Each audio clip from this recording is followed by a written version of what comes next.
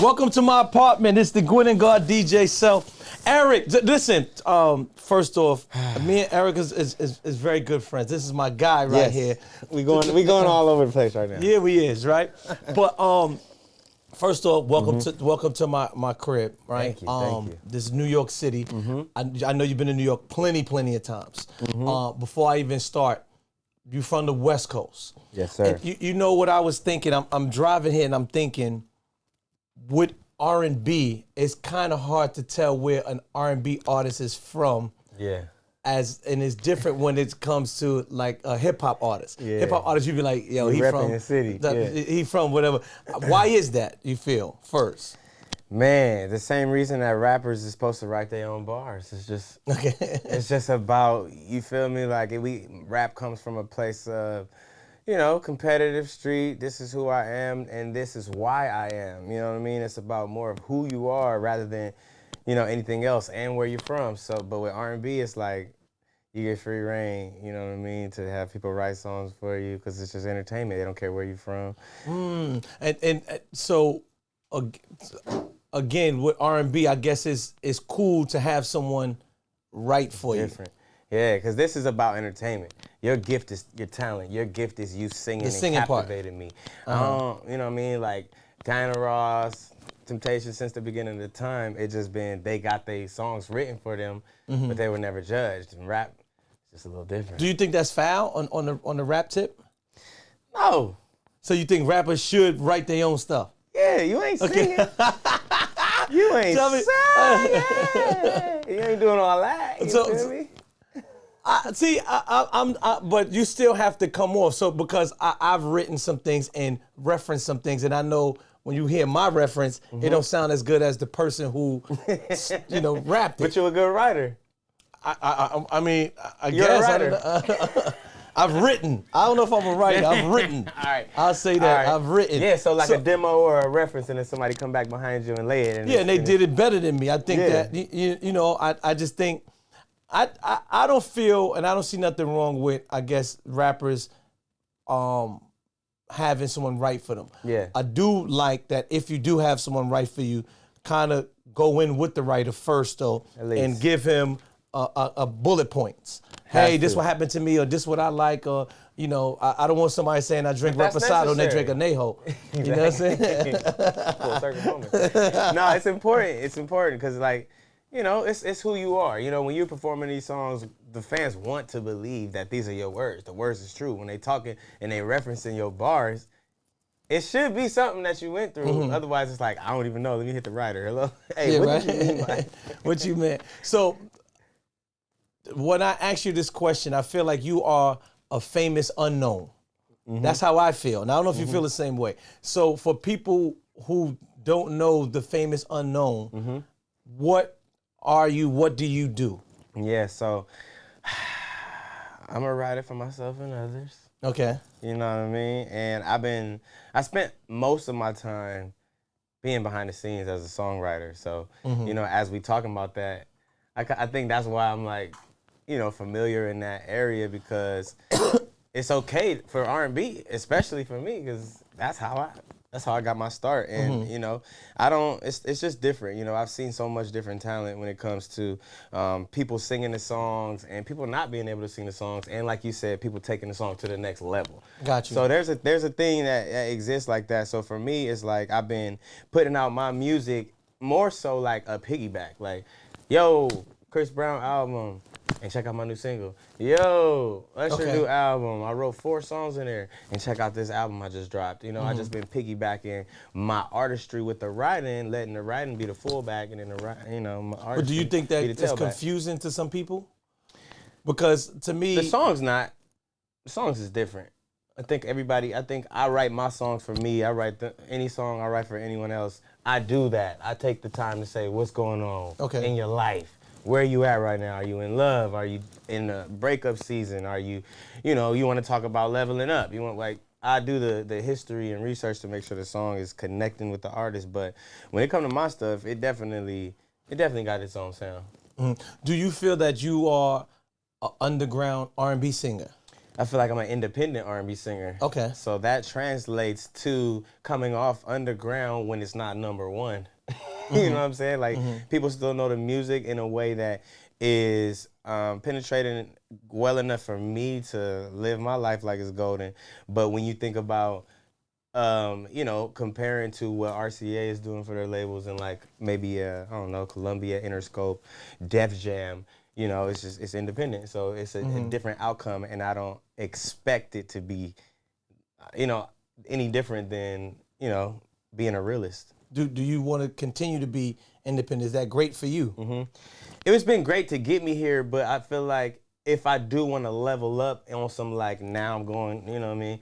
I think it's necessary. You know, I've done it all by myself, and it's a struggle. You can get to a certain point where it's like people see you, but they just see you. You know what I mean? Okay. Like, it takes a lot, and a lot of I don't want to say budget, marketing, everything. No, budget, take budget. I'm like, yeah, take budget. Hello, take budget. Yeah, take in budget. order for the songs to really, you know, go crazy and do what they do. So for my songs to be competing, you know, it's a good enough unknown.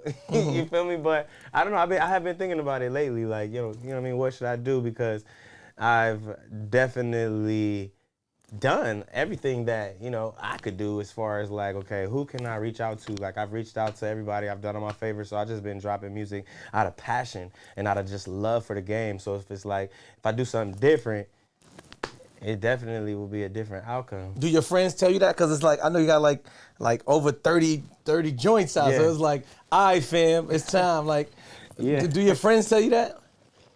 Nah, man. Okay. Like, nobody really pressing me like, go get a major deal, go get a major, because we got our thing going. You know what I mean? Like, we really do. You know what I mean? I think what Ghazi and Nima doing at Empire is fire, because they're just empowering the artists on some partnership. Like, yo, what do you need? We got that for you. We got all the resources, and it's not the same budget. So it's like, on one hand, you don't have as much to market and divvy out when it comes to your project and album, but you might recoup a lot faster because you didn't spend as much money. Now that translates to you getting your monthly streams every month. Which well, how important is that to an artist? That are major, they don't. How is that important to an artist? Because some artists may look, you know, they may want to take that shiny golden goose, you know, as opposed to, you know, falling back. So how important is that? It depends on where you are. Streams. Okay. I needed what I did to get here, but Gotcha. now I'm up. So now I can do whichever one. But I needed that foundation to establish myself the way that I wanted to my fans, to my supporters. This is my album. This is my thoughts. This is my artwork. This is my idea. This is my purpose, and nobody's interrupting that. I just kind of was turning it in like, hey guys, this is the album. Cool, let's go. Hey guys, this is the album. Let's go, put it out. But if you are, you know, with a bigger company, it's so many different portals and pieces to the puzzle necessary so they don't for you let to even drop a song. They don't let you drop your own song, and then they give you a release date on like that. Based off the other artists, based off what they're already working on, based off how many hands they got. And if you're not as hands-on as an independent artist is, you're going to get forgotten because there's just so many moving parts. And, you know, big labels, they got big artists. They got a lot of different competition. So I was never trying to be at a label where somebody didn't look at me as a priority and something special. So I had told a friend of mine, it was a young lady that's popping in New York City, and she was shopping around, and there were some labels that, you know, she's like, oh, they offer me more money. I said, but they got a lot of artists. So you just be like one of the many. Like, sometimes it's good to just be like the big fish in a small pond. Yeah, it's true. And but she still took the she didn't listen. She's somewhere. Well, I don't know where. I mean, it's still a beginning now, so we see where she goes. You know. No, but that's a real thing. As long as they believe in you, it really don't matter who you with. You could be with the biggest label, the smallest label, but I feel like whoever has the biggest belief in you, that's who you should go with, because they're gonna be the one that's in partnership to push with you, because you can't do it alone. Do you feel like R&B singers want to be rappers, or rappers want to be R&B singers? Yeah. I gave you both. Yeah, football players want to be artists. You know what I mean? Sports people want to be artists. Artists want to be sports. You know what I'm saying? Singers. But the thing is, I look at it like rappers started it. Okay. I feel like Why you say that? No, it was R&B first. Rappers started. You Look at him listening. I know history. Look, the rappers threw the auto-tune on. It was over. Once Future got a hold of a little auto-tune, L-O-V-E, he just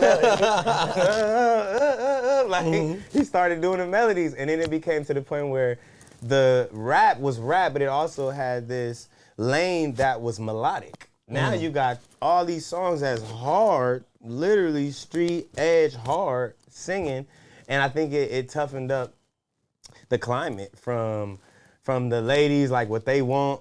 Anything that was too soft, it just was too corny. He was like, yo, R&B singers, y'all corny, y'all boring. That's when they started saying R&B is dead. So it was do you ugly. feel R&B artists had to start streetening and toughening it up? You know what I'm saying? You started seeing a lot of the melodies of R&B artists, I feel like, trying to still stay in the game and compete and keep up with the rhythmic flow that was, you know what I mean, emerging from the cadences. And once that happened, and now everybody sound the same, and I feel like it's turning around to where if you can really sing, that's gonna be your ticket to longevity. So you right feel now. R&B is making like a major comeback? Yeah, because I think what that did was put everything in the same pot. Okay. You know, so now it's like, okay, who can stand out? Oh, Adele, we see you, we hear you. Bruno, we see you, we hear you, because they're doing these big melodic songs, and it's like, yeah, can't nobody do that.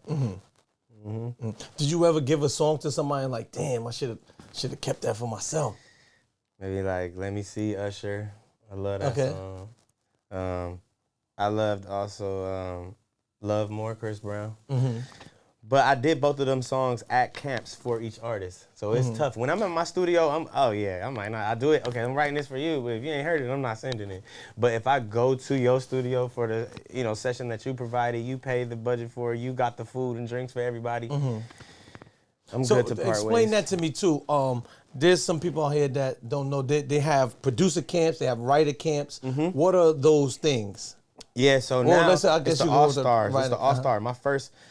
My first placement, that Let Me See song, was the first time I got called out to go to a camp. It was in Miami at the Circle House. Is it the artist call you, or is it the label call you, or your homeboy call you? The label calls you. RCA. Mark Pitts had a camp. Mark Pitts is an A&R, top A&R at president. At RCA. I apologize, yes. Yeah, and no disrespect, Mark Pitts. I apologize. Mark, God. And then he reaches out to Sony, who's a publishing company, who has writers from, they Rolodex. They just got writers. They say, yo, we working on Usher album. We need some people to come to Circle House for this writing camp for Usher. So you sit in the studio, you sit in a house, you sit like, how does this happen? No, it was called a Circle House. Okay. But it's a studio. We in the studio, and now you got the top tier writers for a week, a day, a month. Week depends. I did a Beyonce camp one time for a month. Okay. Living with them for a month, so it's just different. So the first one, the Usher one, flew out there. It was me and maybe like 10 other writers. So you ever flew and was like, damn, this guy's dope. Yeah. So now you raise the competition. Like, all right, you take this beat, you in that room. You take this beat, you in that room. Oh, so everybody's in a separate room. Close the door. Unless it's a lot and they give you co-writing situations. Okay. Lately, it's been a lot of co-writing situations. Do you like that? I don't know. Sometimes I do, sometimes I don't. I might be. I'm one of the sneaky guys. Sometimes be like, yo, change this word. I co-wrote it. I just keep it in view. Nah, for me it was like back then it was by yourself. Okay. So it was like you really had to fend for yourself and go crazy. Because we about to have 10 songs in 2 days. Like, as long as each writer does a song a day or 2 songs a day, we got 10 songs. So now is these artists in there with you with the writing camp? Like, are they sitting there with you, or you just provide the music and not the music, the song? And, it's different. Okay. It's different. Like the first one, no, but after I did Let Me See, Usher was like, yo, I need to meet him, fly him out to Atlanta. So then I flew to Atlanta, and that's when I met Usher, and we just kicked it off, you know what I mean? He's like, yo, man, I heard the song. I love the song. Can you do it again? Can you do more? What's up? Boom. Did 2 more on the spot. At that point, we was locked in. And yeah, there's been other camps. I've done the Rihanna camp. I've done, she was there. I've done Beyonce camp. Do you push your artistry on the artist while you doing the writing? Okay. Nah, I wait till they say something. If they do, if they don't, I'm good. Okay. It's like sometimes, like Chris Brown, I never asked him for a feature.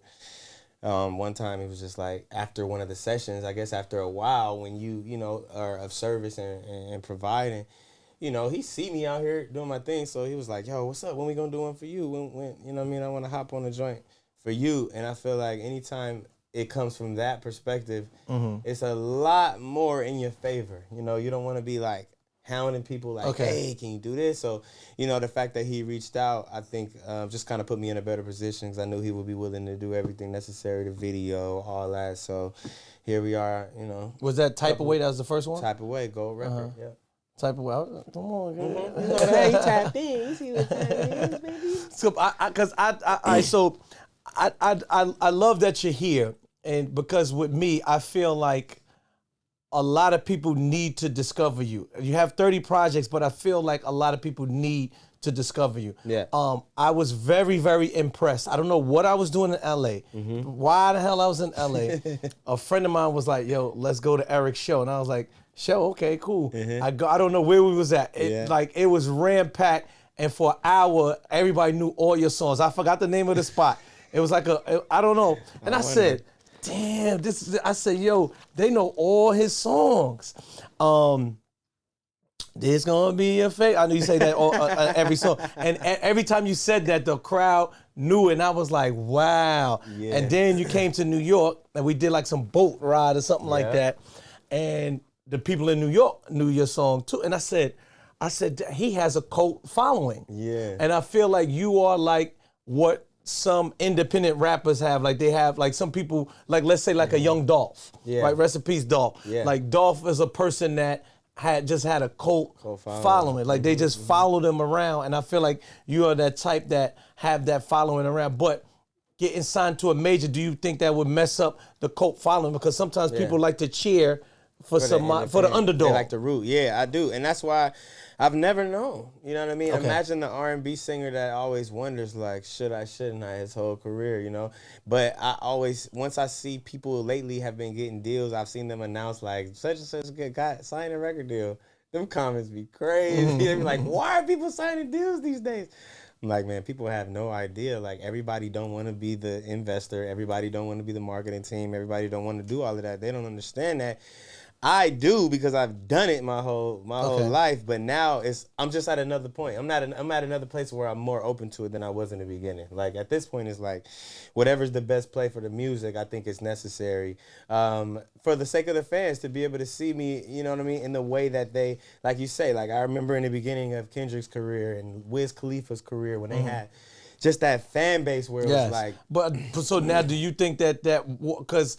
And I know somebody may be upset at me for saying this for both of them. I feel like that kind of like watered them down to me. The cult followings? Yes. Or the label or the deals? Them getting a deal. Like even Wiz, and you know, Wiz was like, oh my God, Wiz.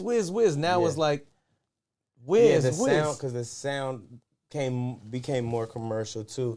And I think that's one thing that you got to worry about. Like a label, they not going to want to put their money into something that they don't believe in, as opposed to you can follow your gut more. Your gut may not match their gut at all times. So it's like now, you know, because I've taken meetings with people and they've asked me like, yo, would you be willing to go a little bit more pop? And, you know, I was they like, asked you that right in the meeting when you about to get. Yeah, immediately. Right then and there, because they want to know what they're getting into, you know, like, you know, if we can take things more pop, more rhythmic, less R&B, you know, we could make sure you're out of here. I was like, wow. Here, I didn't even know that. I thought they try to like gas you up first, like, you know, everything's gonna be good. Then you sign the deal. Hey, listen, man, it's from the beginning. They tell you what it is. Oh snap! What's one of your favorite records? Now I want to know your favorite record. What's a record that surprised you from you that people liked, like they loved? Drive By. It's a song called Drive By. Okay. Man, it was a moment when I dropped the album called Eric B for President Term 1, and we were deciding what the single would be, Drive By or Goat. And man, we went with Goat. We did so much for Goat. Multiple videos. Goat, you call like a girl or Goat? Yeah, we went Okay, crazy. okay. We did challenges. We went radio run. I did all this stuff. And we got the gold record, but then Drive By on the album, we did absolutely nothing for. And it And also everybody got liked a that. gold record. So I'm like, what if we had to put all that energy into Drive By? I just imagine, but now I'm like, what's the other song? thinking it's maybe not Apple Butter. What is not it? Too late. Appleberry. No, Apple that Bu- one okay. too. That one is like So the that's song the one was that just stick out on the album. We didn't. That's what happens as well when you're independent. You can't be shooting every video. You can't make every song a video. So them songs really be fan favorites, but they never get rinsed. They never get washed. They never get played out on the radio to where you're sick of them. So when you hear it, it's always a refreshed vibe. It's always, and especially at a show when now you got everybody in the building on the same energy, like, oh, this your song? This your song? Everybody? As opposed to listening by yourself in your car, you got that communal vibe. And now we all touching and agreeing, and it means more and it feels like more at them shows. Sold out, shoulder to shoulder, 70% ladies. You hear me? How do you feel about singers smoking? Yeah. Like weed, cigarettes, and stuff like that? Because from my knowledge, that mess up your vocal cords. Yeah. But then I see a lot of singers and stuff smoking and different things like that. Look, So tobacco and cigarettes, I don't really cigarettes, know. weed, Nah, hookah. man, cigarettes and weed is different. Like, What do you mean? It's in your lungs. What are you talking about? man, it's Oh, different. you sound like a smoker now. Look, okay. It's different, man. Here we go. Weed isn't as damaging. To Okay, the oh, lungs, here we go. per se. Weed from the earth, huh? That's what you about to hit me with? It doesn't cause cancer. You know what I'm saying? Yeah, but I do smoke, multiple J's a day, and I feel like everybody can't. You know what I mean? Some people, it does damage their voice. Like, I be around singers sometimes, it's like, man, I can't, my voice for the weed. I can't. Or I'm like, oh, okay, cool, gonna be smoking here, I'll take it outside.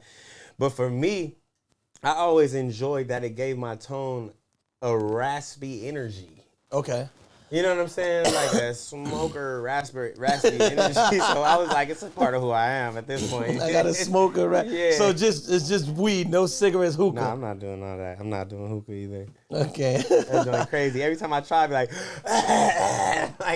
but the weed is cool. Yeah, weed is good. Look at see the singers out here. You gonna listen to this guy? You and should then listen to me. You can listen to anybody. What about athletes? Yeah, athletes. Yeah.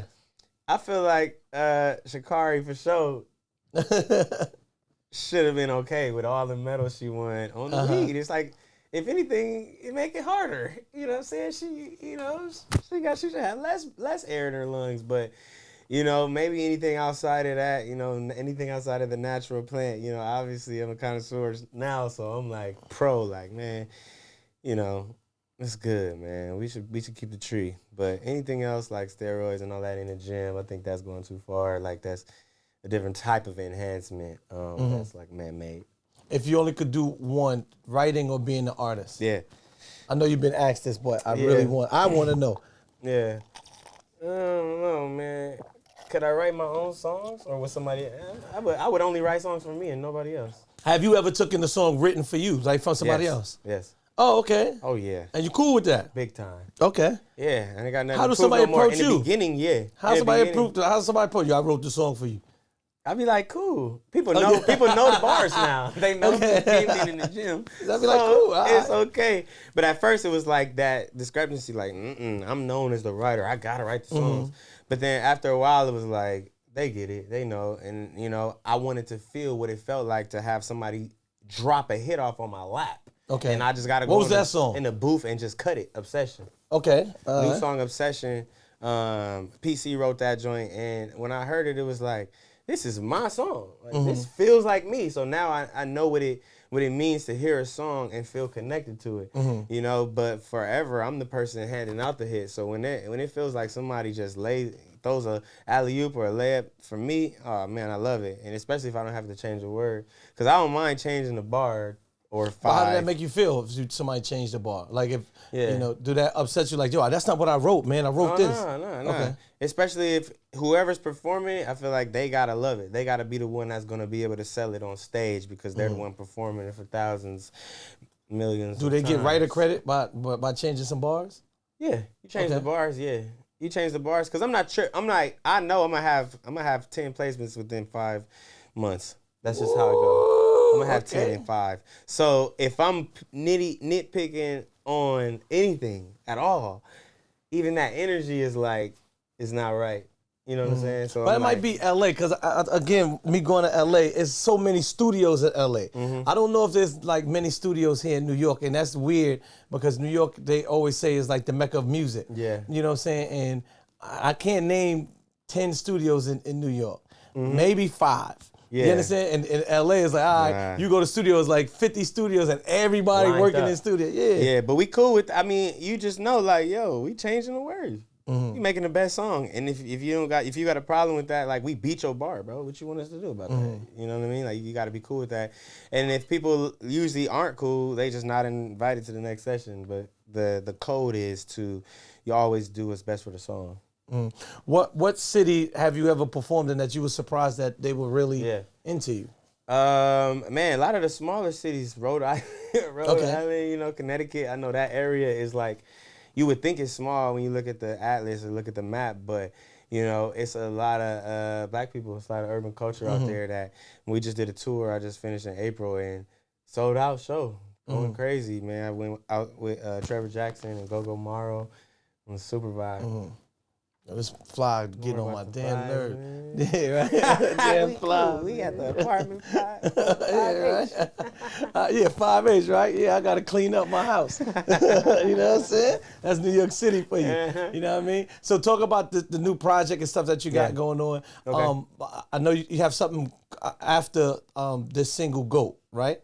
Yeah, after GOAT. So But I just dropped the GOAT. project. GOAT is you saying a girl is She's the GOAT? the GOAT. Uh-huh. She the GOAT. Greatest of all time. Gucci on all the time. They catch that Gucci on All the time, okay. Okay, all right, so yeah, the new single is called Curious. It's off the album 1-800-HIT Easy, Line 2. That's a collab album with Hitmaker.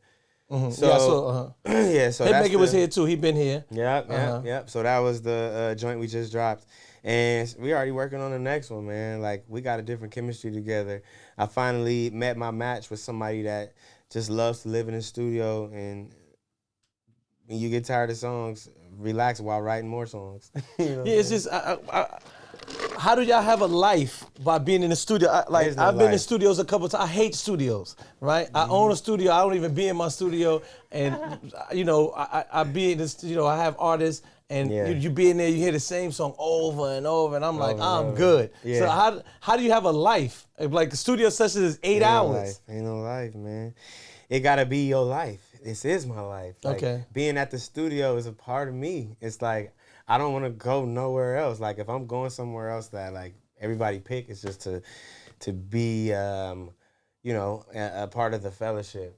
But I find everything I need at the studio. Plus, it's like, when we making songs, you gotta understand, we're pulling the songs out of our brain. That's all 100% profit. We writing records. We coming up with songs in 30 minutes. We're not spending no time. Maybe the people you was with in the studio is on 8-hour loops. We're not doing that. We doing 30 minutes or less at best. And then we go into the next song. We go to the next song. We go to the next song, and we listen to them later. We're not even really playing them back. It'd be times that I do a song, and after I walk out the booth, you would think I hear it back. Nah, next song. Next song, go. We know what that is. Pull something up. Okay. You know what that is.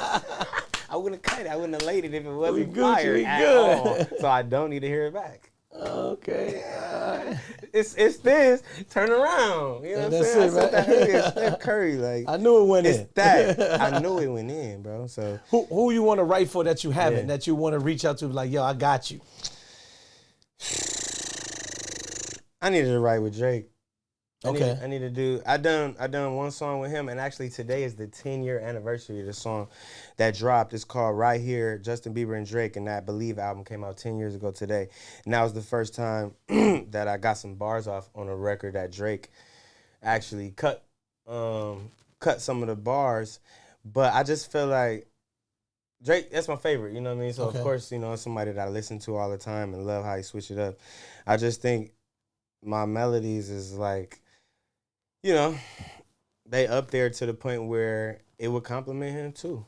That's what it is. Do you think some of the artists will get mad that you telling that you write for them or you wrote for them? Nah, because I'm not saying it in a way that's a braggadocious. We speaking facts. We telling the truth. And they know it is because my name is in the credits. Okay. I No, ain't you the know, because ghostwriter. everybody be wanting to hide It ain't a sometimes. Like, ghost. you know, Yeah, you can. I That's don't what have I'm a saying. It's just ghostwriter. about the way you say it. You know what I mean? Okay. It ain't no. It just is what it is. Like I wrote that, and Okay. you know what I'm saying. So, you know, I think it has been lifted. The pressure of everybody writing their own records. I think a lot of artists is open to records now, especially now with AI. It's right. 5 albums that's by Drake that he didn't. Somebody even, had an didn't AI even me approve. DJ. I said, "Dang, what's going on, man?" It's like, yeah, we don't DJ, need you no more. I was like, They wow. said, "Oh, bro, don't even worry about it. You don't even gotta come tonight." You don't gotta come, God. You good. This is crazy, man. This is so crazy. It's a different age. So, describe the climate in the music scene in LA now. Man, it's getting back. Oh, the West Coast, I guess. It was that pandemic slowed everything down. It really slowed things down, man. But that's when me and Hitmaker thrived the most. That was when we started working. When everybody went home and everybody was like, "We ain't going to work." Me and him built our catalog the most then. But I think now it's gotten back to okay, everything is open back up, and the camps have just become so popular. Like when I was doing the camps back in the day. 2010, I signed to a publishing company called The Writing Camp, the original writing camp. You know what I'm saying? So we were doing that 13 years ago.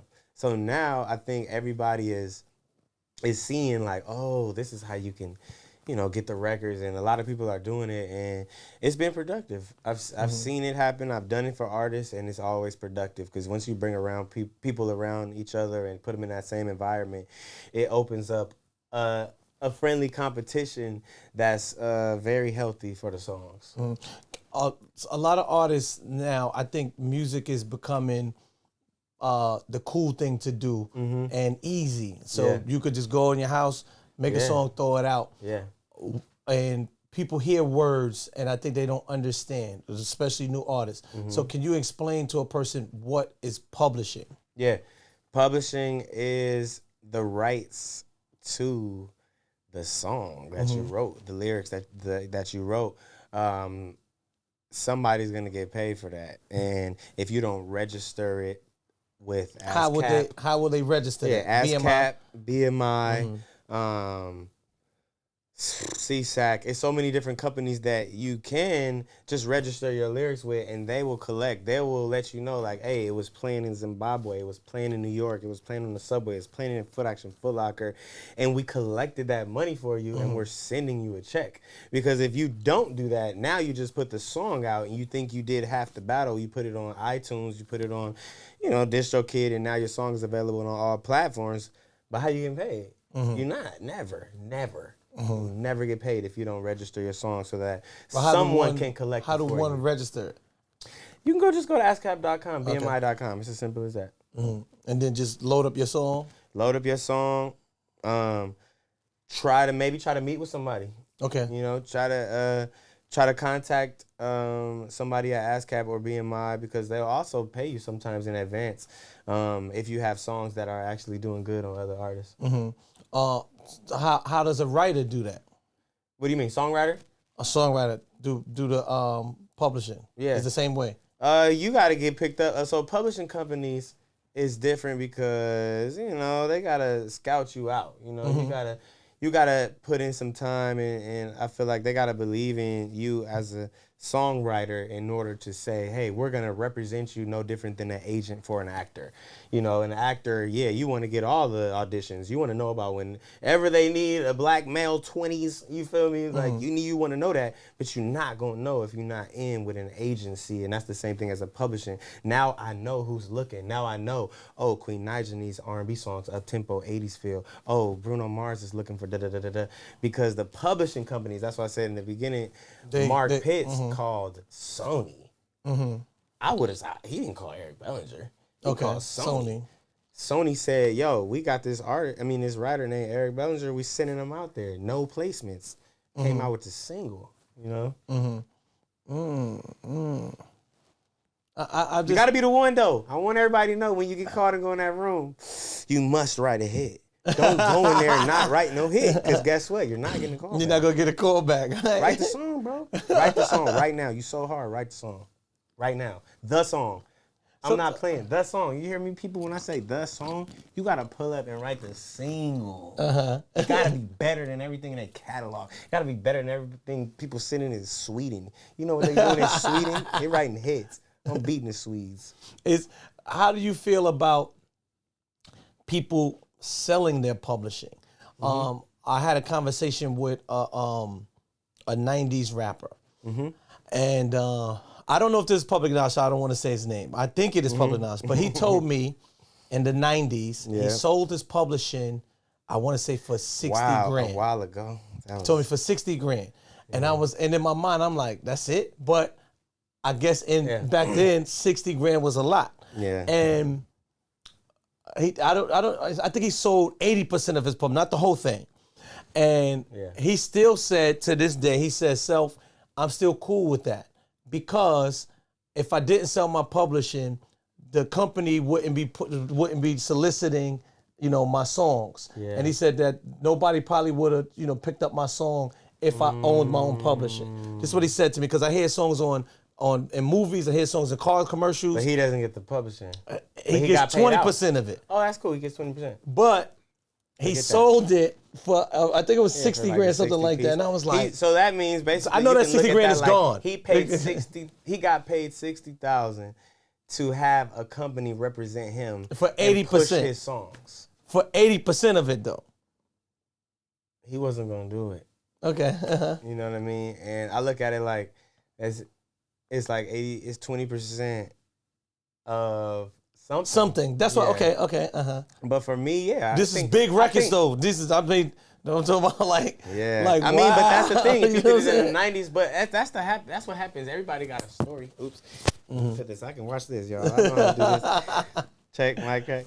Everybody got a story. Like for me, I've sold some of my catalog for sure. Okay. Not the whole. Not. You know what I mean? Like a couple albums. I haven't sold none of my writing that I wrote for other people, but like some of my 37.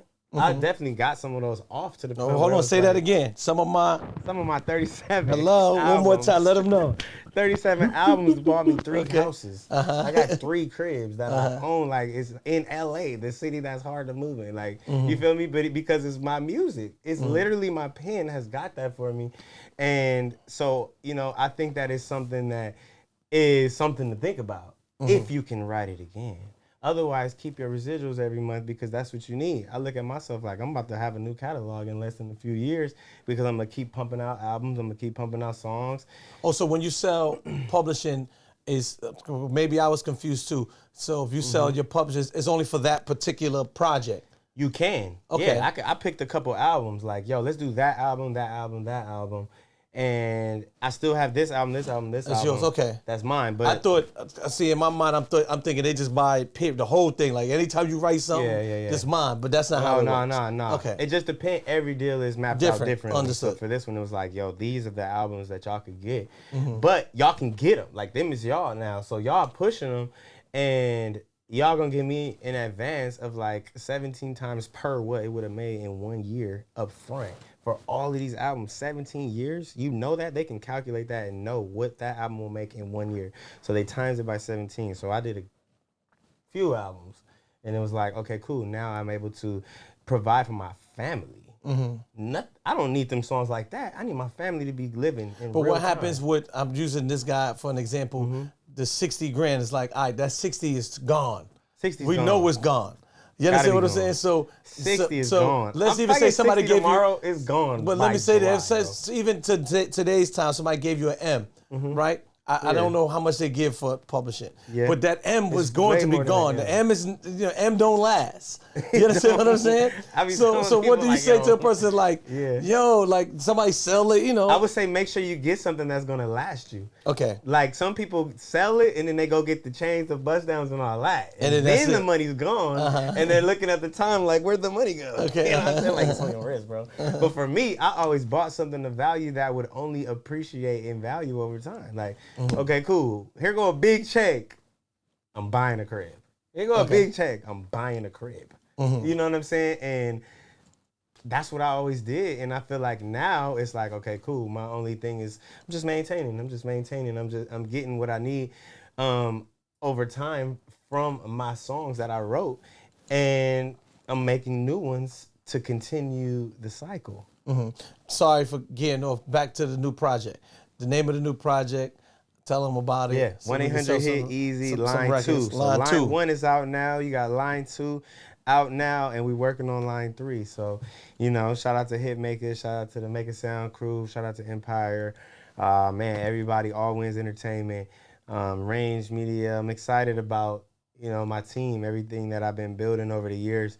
To any artists out there, most important thing you can do is have a strong team that believes in you and have a team that you believe in so you can pass the rock with confidence. Do you like L.A., Atlanta, New York, or Florida, Texas? I'll put Texas in there too. 5-piece? Yeah, we got to put All right, so we'll go LA first, Okay. then Atlanta, then Miami, then New York, then Texas. What is so great about Atlanta? Everyone loves Atlanta now. Like, I'm so New York. I love. Oh man, I'm so sad New York because we fell like It's too dark. Okay. It's 4 p.m. It's dark outside. Okay. But I mean, I look at like Atlanta, man. It's just so much culture there. It's so much culture. So coming from LA, it's like everybody is to themselves. There is no we all linking. It's like it's so big that some people are in the Valley, some people are in LA, some people are in the OC, some people is in PCH, some people is in Inglewood. It's so spread out. Long Beach, these places aren't close together. When you go to Atlanta, everybody is right there. So when you partying with people, you seeing everybody, you seeing, all your peoples. It's just a little different. Miami, it feels like you're in Cabo. So the energy is nice. You know what I mean? So then after that, I come over here. It's fun when I turn up, but it's just so different than LA. And then Texas is like, all right, y'all good. I like y'all, but I ain't. I like y'all. Y'all the best of the worst to me. Which parties are the best? Club parties or the house parties in LA? Oh man, old school house parties on the wall. Well, no, not the old school house parties. Meaning, like, cause I've been to private, parties that's on the hill. You go to somebody's house and I like rooftop. I like LA rooftop parties. Okay, but like in the house, somebody's house and stuff, right? Nah, like they be having rooftop parties at like venues in the city. Like. Well, I don't want to talk about the venue part. I'm talking about the house part. Like I've been to. Okay. Is it Tyrese? Was Tyrese? it Tyrese Yeah, house? he had the backyard joint. Right. So, Yeah, he had like somebody who that's the one that had the Benny Hannas in it. Gipsy Hannas. Gibson, Tyrese okay, yeah. Gibson. Okay, yeah. Yeah, he had to. I almost bought that crib. He just sold it. Yeah? I was trying to buy that joint, and it was just like So much stuff probably would happen in there. I gotta give it to the dude. I'm like, yo, man, go ahead. I'm late to the game, but yeah, I love his crib. Who else, man? Party energy. Just to be clear, did he be having a crazy party? That house, let's be clear, that house was the big party house. It had a club in it. It had a club in the back. It had a studio. It had a nail salon. It had a hookah lounge. It had a barbershop, swimming pool, Starbucks, kids playground, movie theater, outdoor movie theater. Yes. It had the upstairs lounge. It was crazy. And it had a Benny Hannas, but literally what's that called? The grill, like the Benny Hanna stove or grill. And he would hibachi. Yeah, he bring hibachi. out the chefs. They coming in full gear too, white with the whoopty pow. Hibachi. He had the Benny Hannas in his house. Have to respect it. Yeah. And it was people there always. All the time. Like, oh, you got heavy, you got A-list. Because you got his singing and then you got his acting and like he's all over He's all over the board, so Tyrese gonna bring the whole crowd. So how could you say you like rooftop parties better than a house party like that? That's he sold it. Okay, it's over. So, yeah, since the pandemic, LA a little different. Okay, yeah, it's not the same. It's really not. Like I'll never forget once the pandemic started, the shift in the climate and the energy in the city was just dark, real dark. Have your writing changed from beginning to now, and how? Yep, I think because I've written so many songs, I'm a person that never wants to repeat myself. I never want to repeat a song, so I have to come new. I have to come fresh. And I've written so many songs, it's like it forces me to come anew again. You know, to always do something different. Also being a student and listening to everything that's out. It's like, okay, this is what they doing. This is what they doing. I didn't used to listen. I used to just be in the studio. I don't want to hear nothing else. It's gonna, mess up my thought process on melody. I don't want to alter that, but I think I got through that, and now it's healthy for me to listen to SZA and know like, oh, she's crazy. I needed to hear SZA's album. You know what I'm saying? So it's important to, know what's out there so you can make sure that you stay on your toes and you stay the best version of yourself, and just know it's people out there going crazy. What song to date that you know of that you wish you have written? Yeah, man, it's crazy. But like Chris Brown, it's some Chris Brown songs that like what? What song? Oh, like what song had you wish you wrote? I like that song a lot for some reason. God, I don't know. I like that song a lot. Man, Temptations, Way You Do Things You Do, that's my favorite song of all times. I think I've emulated my writing style on that just because it's so simple. Like, if looks were a minute, you'd be an hour. Like, you know what I mean? Like, the way you swept me off my feet, you could be a broom. It's like they say everything that's so obvious and it's just simplistic potency, and I think that's when you got the best. Do you think music should get back to, I guess, serenading a female? Because I know a lot of times it's like, you suck me off, like degrading. So do you feel like music should get back to that? I think. Or do you think women like that? I don't know what they own. I feel like in your experience, it's soft. So you think that's soft? It depends. Okay. It depends. Like, if you could find a way that make it edgy enough, still, it has to be. It just can't be too soft. You gotta have something in there of substance. You know what I mean? But why you think that?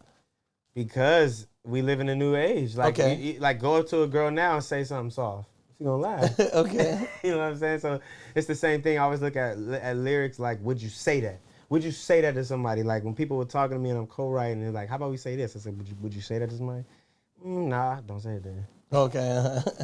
If you would say it in real life, it's not cool. Okay.